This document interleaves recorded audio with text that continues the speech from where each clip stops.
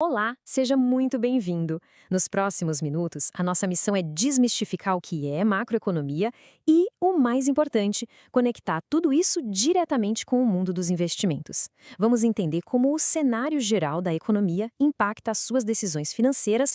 E para fazer isso, a gente vai seguir um caminho bem lógico. Primeiro, o que é a macroeconomia? Depois, vamos ver os indicadores, as ferramentas de controle, qual o impacto disso tudo na sua carteira e, por fim, como usar os ciclos econômicos na sua estratégia. Vamos lá?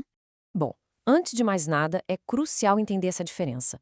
Pense assim: a microeconomia olha para uma árvore de cada vez, ou seja, uma empresa, um setor específico, o comportamento de um consumidor.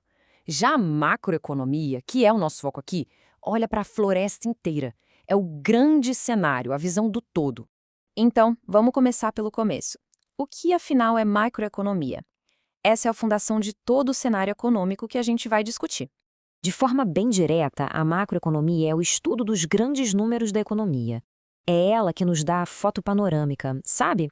Ela analisa o desempenho do país como um todo, olhando para a produção, emprego, nível de preços, o quadro geral mesmo.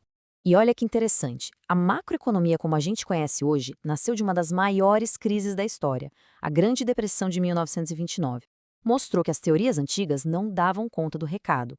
Foi aí que surgiu John Maynard Keynes, com ideias que revolucionaram a forma como os governos olham e agem sobre a economia.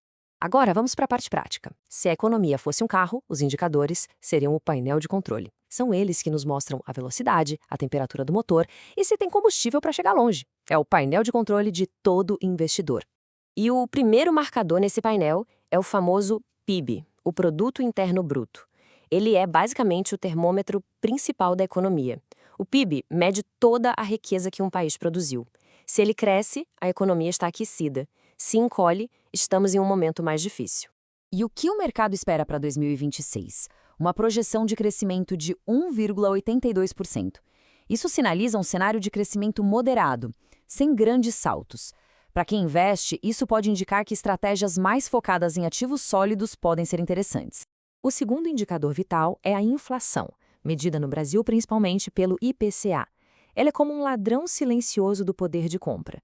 Se a inflação está alta, o dinheiro vale menos e o retorno real dos investimentos é corroído.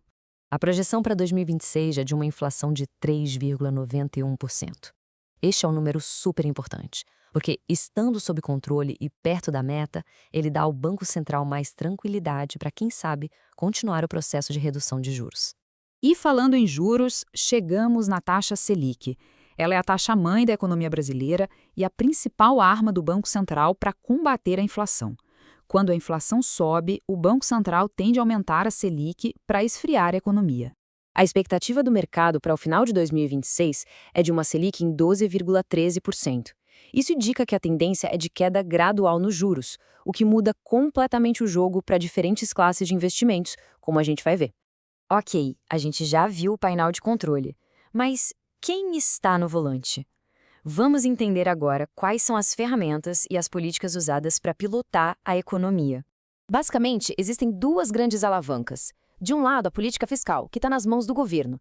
Ele usa gastos e impostos para acelerar ou frear a economia. Do outro lado, a política monetária, pilotada pelo Banco Central, que usa a taxa de juros para controlar a inflação.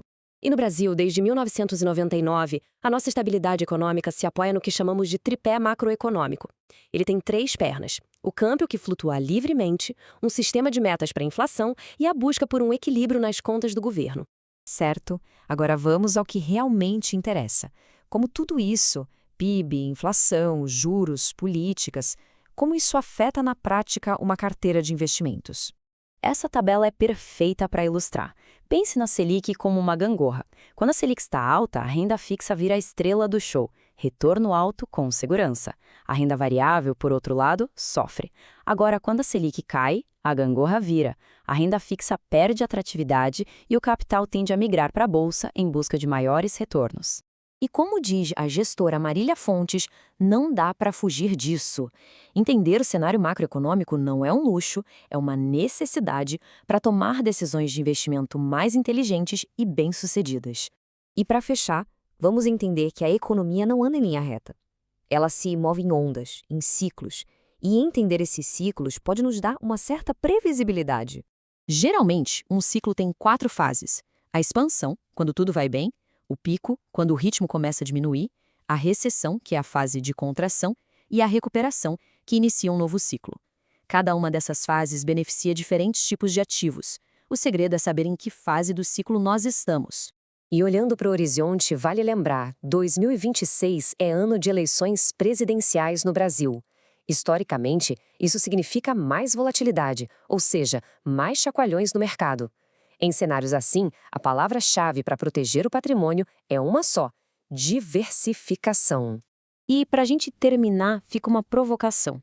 Com todo esse cenário de queda de juros se desenhando para 2026, como uma carteira de investimentos deve se posicionar? É o momento de buscar mais risco para tentar o retorno maior ou de focar na segurança? A resposta, claro, não é simples, mas ela começa, sem dúvida, no entendimento de todo esse cenário macroeconômico que a gente acabou de ver.